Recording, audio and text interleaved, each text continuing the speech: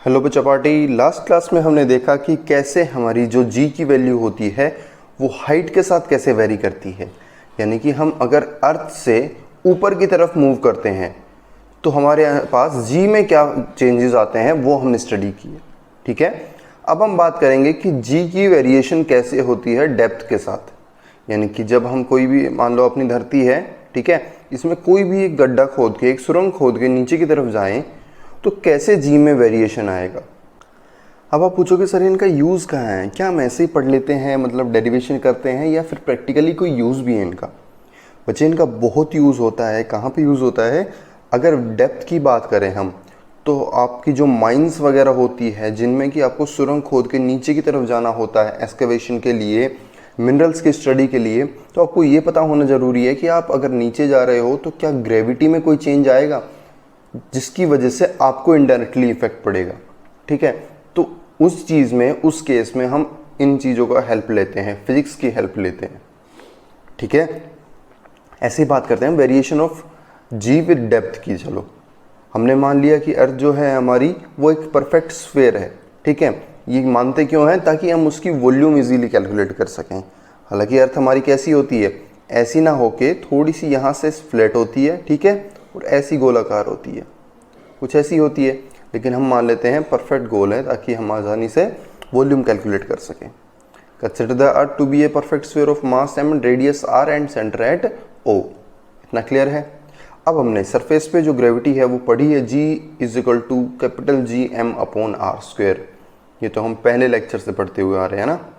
उसके बाद अब हम ये भी जानते हैं कि जो हमारी अर्थ है उसकी जो डेंसिटी है वो यूनिफॉर्म नहीं है। यानी कि हर जगह डेंसिटी अलग है, क्रस्ट पे अलग है, मेंटल पे अलग है, कोर पे अलग है, हर जगह अलग है। तो ऐसे केस में हम मान लेते हैं कोई भी एवरेज डेंसिटी रो। ठीक है, किसकी बात करेंगे? एवरेज डेंसिटी की। अब जो मास है वो क्या होता है? Volume into density. वॉल्यूम क्या है? ये चीज़ क्या है? ये एक परफेक्ट स्फीयर है। स्फीयर की वॉल्यूम क्या होती है? 4/3 पाई आर क्यूब। ठीक है, तो ये आ गई आपकी 4/3 pi R cube into density rho. ठीक है, ये होता है मास। क्लियर है? अब ये जो मास है कौन सा है? अर्थ का मास है। और यहाँ पे हमने कौन सा मास लिया है? वो भी तो अर्थ का ही मास लिया है, सरफेस पे भी है कि नहीं। तो यहाँ पे इस वैल्यू में m की वैल्यू टिका दो। m की क्या वैल्यू है? ये m की वैल्यू है आपके पास। ठीक है, तो क्या आ जाएगी? g, कैपिटल G, ये m हो गया अपॉन आर स्क्वायर। ठीक है, अब यहाँ से देखो कुछ कट रहा है, यहाँ पे आर स्क्वायर है, यहाँ पे आर क्यूब है, तो एक पावर कट जाएगी, बचेगा क्या? आर बच जाएगा। ये आ गया आपका जी की वैल्यू। कहाँ पे आई है ये अभी सरफेस पे आई है जी की वैल्यू। ठीक है, क्या नाम दे दिया इसको? नाम दे दिया 1। क्लियर? ठीक है, अब आगे चलते हैं। हमने मान लिया कोई भी डेप्थ डी नीचे आए हैं हम। कितनी डेप्थ डी नीचे आए हैं? डी डेप्थ के नीचे आए हैं, यानी कि एक गड्ढा खोदा है जिसमें हम डी डिस्टेंस नीचे चले हैं। ठीक है, जहाँ पे आने के बाद पहले ग्रेविटी जी थी, हमने मान लिया जी डी। अभी हमें ये नहीं पता कि चेंज होती भी है नहीं होती, हमने अपनी तरफ से कोई ये मान ली जी डी। ठीक है, हो सकता है ये जी के भी इक्वल आ जाए, हो सकता है चेंज भी ना हो। ठीक है, आगे पहले डिस्टेंस था रेडियस इसका आर, हम डी नीचे आ गए, तो ये कितना बचा यहाँ से यहाँ तक का? आर माइनस डी, है कि नहीं? R minus D. अब देखो, मैंने आपको बताया था जैसे जैसे हम अंदर की तरफ मूव करेंगे तो बाहर की जो स्फीयर होगा उसका ग्रेविटी पे इन्फ्लुएंस खत्म हो जाएगा, है ना। कहाँ से पता लगा था? शेल्स थ्योरम से। ठीक है, जो बाहर वाले हैं उनका खत्म हो जाएगा, बचेगा किसका? अगर यहाँ पे आ गए हैं तो इस स्फीयर को कैलकुलेट करेंगे हम मास, क्योंकि इस स्फीयर की वजह से होगी जो ग्रेविटी होगी। क्लियर है? तो ये स्फीयर का रेडियस कितना है? R minus D. डेंसिटी कितनी है? डेंसिटी तो रो हम यूनिफॉर्म मान के चले हैं सारी अर्थ की, तो इसकी भी रो हो जाएगी। तो कर दो कैलकुलेट वही चीज़ें। क्या? The body experience gravitational force due to the inner shaded sphere, जो अंदर वाला स्फीयर है उसकी वजह से होगी, जिसका रेडियस आर माइनस डी और मास हमने मान लिया एम डैश है। एम ना मान के हमने मास मान लिया एम डैश। अब एम डैश कैलकुलेट कैसे करोगे? उसकी वॉल्यूम इंटू डेंसिटी। वॉल्यूम क्या है? 4/3 पाई आर क्यूब, लेकिन आर है आर माइनस डी, इसलिए हम कैलकुलेट करेंगे 4/3 pi R minus D cube into rho. Rho क्या है? डेंसिटी। ठीक है। अब GD निकाल दो। GD क्या है? GD है ग्रेविटी एट डेप्थ। फॉर्मूला क्या होता है? Gm/r²। इस बार m क्या है? m डैश, और r क्या है आपका? r minus D. ठीक है, ये चेंजेस हो गए ना इसमें। तो m डैश की वैल्यू यहाँ से पुट करो, ये m डैश की वैल्यू पुट कर दी, r माइनस डी यूँ का यूँ। देखो कुछ कट रहा है क्या? r माइनस डी का स्क्वायर और r माइनस डी का क्यूब, तो r माइनस डी बच जाएगा। ठीक है, ये आ गया आपका GD की वैल्यू।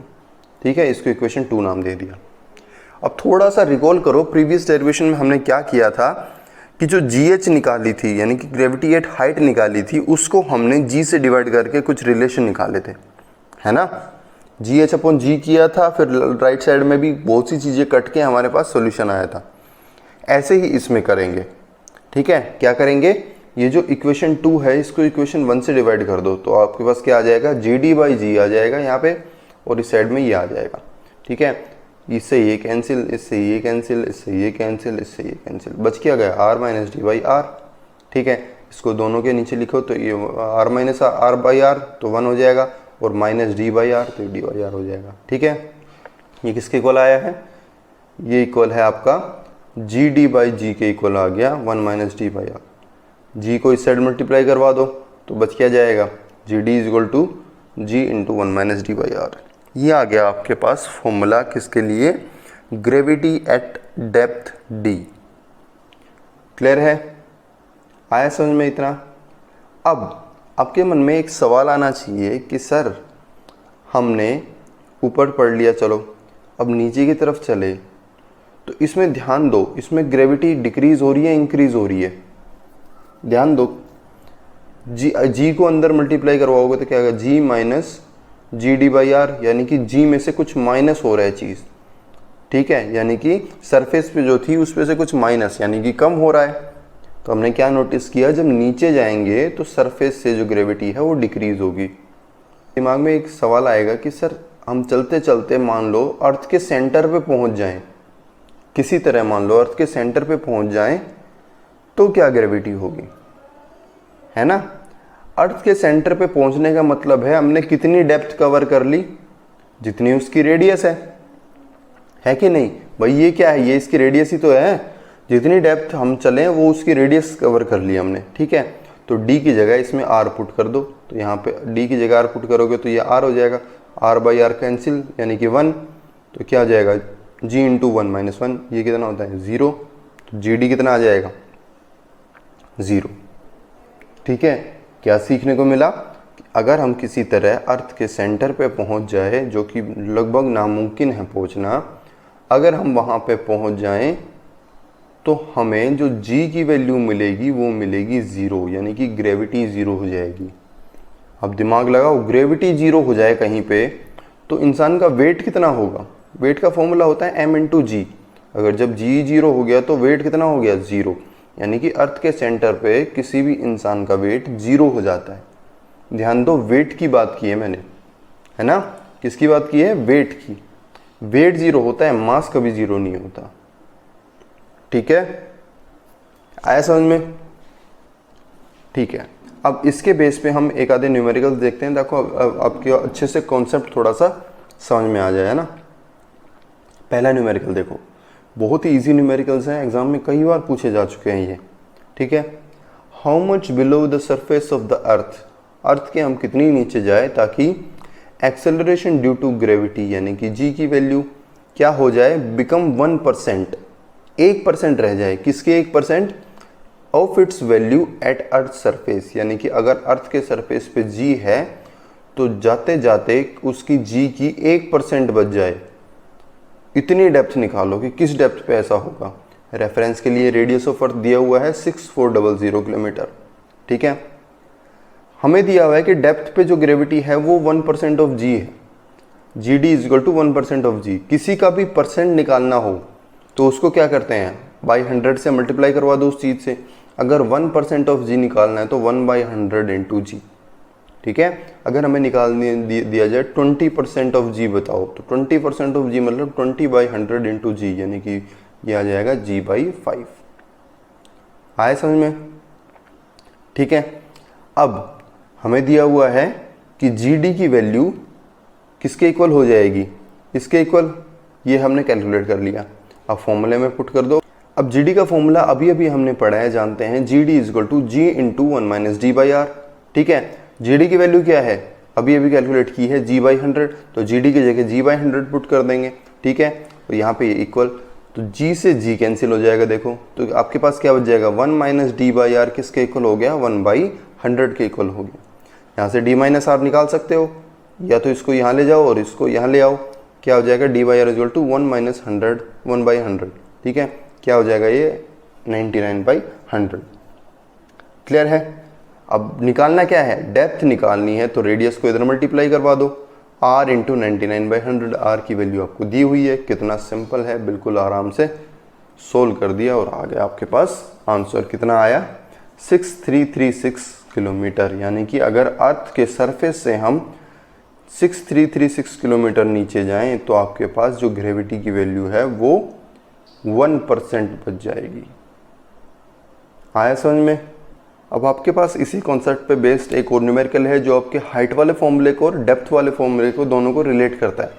ठीक है, देखो इंपॉर्टेंट न्यूमेरिकल है ये भी।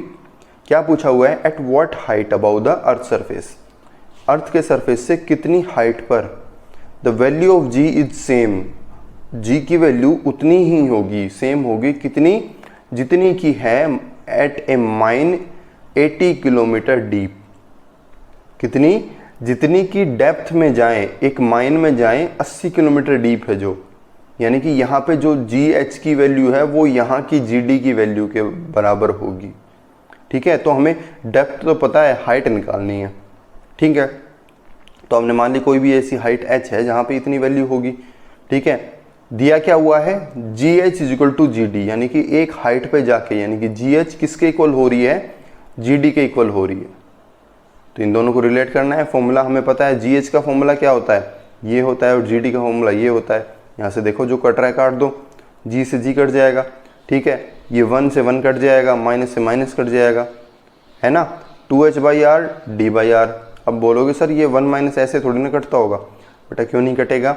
आप देखो 1 को ये कटने के बाद ये बच जाएगा, 1 को इधर ले आओ तो 1 माइनस 1 0 हो जाएगा, माइनस माइनस वैसे कैंसिल हो जाएगा। ठीक है, r से r कैंसिल हो जाएगा, इसमें बच क्या जाएगा, 2h इज इक्वल टू जी, यानी कि हमें क्या देखने को मिला, h is equal to d/2। d की वैल्यू, डेप्थ की वैल्यू दी हुई है 80 किलोमीटर, यानी कि h की हाइट आ जाएगी 40 किलोमीटर। तो हमें क्या देखने को मिला यहाँ से कि वो हाइट 40 किलोमीटर है, यानी कि अगर ये अर्थ है, यहाँ पे 80 किलोमीटर नीचे एक ग्रेविटी है g, तो 40 किलोमीटर ऊपर एक ग्रेविटी होगी GH, ऐसी ग्रेविटी कि इसकी और इसकी वैल्यू बराबर होगी।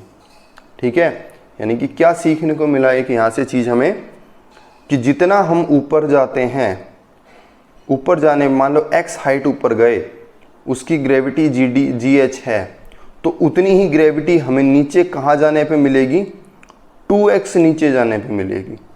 ठीक है, 2x नीचे जाने पे मिलेगी। अगर 10 किलोमीटर ऊपर गए हैं हम, तो हमें वो ही ग्रेविटी उतनी ही 20 किलोमीटर नीचे जाने पे मिलेगी। आया समझ में।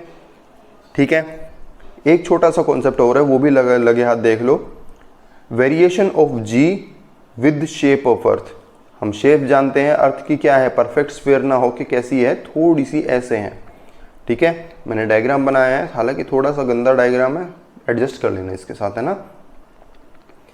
ऐसा है, ऊपर से जो है यहाँ पे ये थोड़ी सी फ्लैट होती है, इनको हम क्या बोलते हैं, पोल्स बुलाते हैं ना। ये नॉर्थ पोल, ये साउथ पोल, ये हमारी क्या होती है, ये एक बड़ी सी लाइन, इसे हम बुलाते हैं इक्वेटर। क्या बुलाते हैं, इक्वेटर। हिंदी में क्या बोलते हैं, भूमध्य रेखा, है ना। इक्वेटर एक पोल है और दूसरा है आपके पास इक्वेटर। हम देखते हैं कि पोल पे से थोड़ी सी अर्थ हमारी पिचकी हुई रहती है, फ्लैट रहती है ना, जिसकी वजह से ये जो दूरी है और ये जो दूरी है, यानी कि अर्थ का ये वाला जो रेडियस है और ये वाला जो रेडियस है, इन दोनों में थोड़ा सा फर्क आ जाता है। दिमाग लगा बताओ कौन सी चीज़ कम होगी, भाई यहाँ से पिचकी है तो जाहिर सी बात है रेडियस ऑन पोल ये कम होगा, है ना। दूसरी साइड हम देखेंगे RE यानी कि रेडियस ऑफ इक्वेटर, ये थोड़ा सा ज़्यादा होगा। ठीक है, और हमारे जो जियोलॉजिस्ट हैं उन्होंने पता लगाया हुआ है कि ये कितना फ़र्क आता है इनमें, 21 किलोमीटर का फ़र्क है। यानी कि जो आर ही है, रेडियस ऑन इक्वेटर है, वो पोल से ज़्यादा है। कितना ज़्यादा है? लगभग 21 किलोमीटर से। ठीक है, ये एक फैक्ट है, आप याद रख सकते हो। अब हम फॉर्मूला जानते हैं ग्रेविटी का, G M upon R square.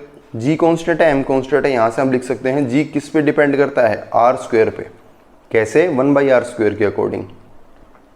अब दिमाग लगा के बताओ, अगर ये चीज़ ज़्यादा होगी तो जाहिर सी बात है ये जो चीज़ होगी वो क्या होगी? कम होगी, है ना, इन्वर्सली प्रोपोर्शनल है। अब हमने अभी देखा आर ई बड़ा है आर पी से। भाई कोई चीज़ डिस्टेंस बड़ी है तो वहाँ पे ग्रेविटी क्या होगी? कम होगी।